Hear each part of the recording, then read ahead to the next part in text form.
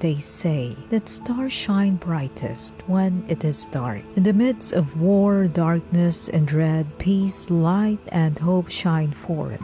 In the year 1870, France was successively being defeated by Prussia. After taking Paris, the Prussian forces were now advancing to the city of Laval. Near the city is the little town of Puma. Here an extraordinary event took place against the threat of conquest and violence.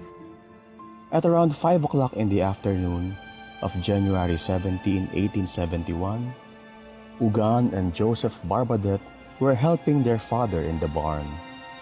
As Ugan stepped out and cast his eyes towards the star-studded sky, he noticed an area free of stars. Suddenly, he saw a beautiful lady smiling from above. She has a blue dress with golden stars, gold ribbon slippers, a golden crown widening towards the top with a red band around it, and a black veil. Joseph later joined him in awe. How beautiful she is! How beautiful she is! Maybe it's the Virgin Mary, said Victoire, their mother. At that time, other children in the town began seeing the image of the beautiful lady in the sky as well. However, the adults could not see the lady. The villagers ran to the barn and started to pray. Father Geha, the parish priest, also heard of the news and arrived together with other parishioners. The crowd was getting enthused about the phenomenon. Father Geha invited them to pray. The crowd sang the Magnificat. Then Joseph Baba, a carter, came back from the market. He shouted, "You really need to pray. The Prussians have arrived at Laval." At the parish priest's invitation, the villagers sang the litanies of the Virgin Mary.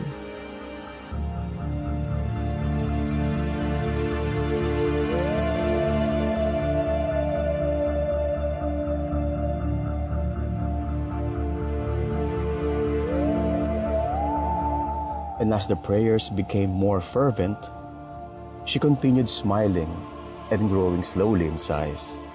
A big white banner unrolled under the feet of the beautiful lady, and then a message slowly appeared that read, "But pray, my children, God will answer you very soon. My son lets his heart be touched."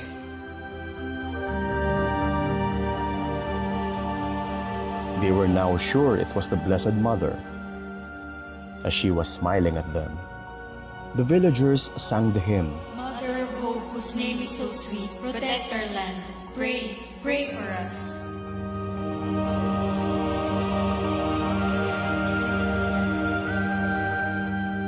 Then, as if a veil with the same color as the sky passed over the words, the message disappeared. Mary's face showed great sadness this time. She seemed to speak, but her voice was not heard.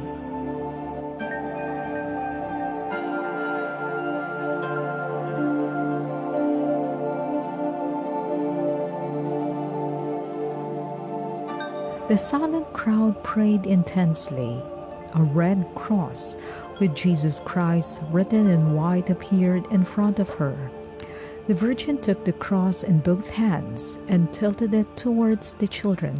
A small star came to light the 4 candles inside the oval, just as Father Geha would do at church on the Holy Virgin's altar. The star finally moved above the Virgin's head. The parish priest invited everyone to recite the evening prayer. Everyone kneeled down. Upon reaching the examination of conscience, the red crucifix disappeared. Then 2 small white crosses appeared on her shoulders, and the Holy Virgin smiled again at the children and lowered her hands. A large white veil appeared at the feet of the Virgin. It rose slowly in front of her, making her disappear from view little by little. At around 9 o'clock in the evening, the children said, It is over. Our Lady had disappeared.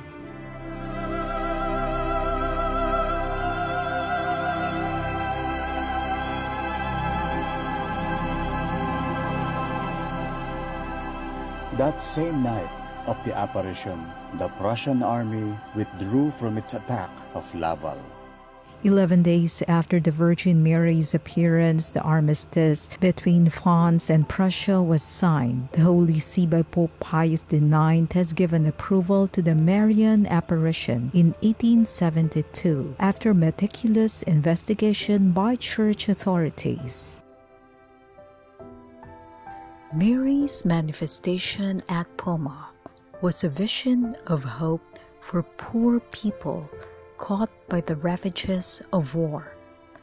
Decades later, the image of Mary at Poma continues to be a source of hope for millions of believers across the world in times of desolation and suffering.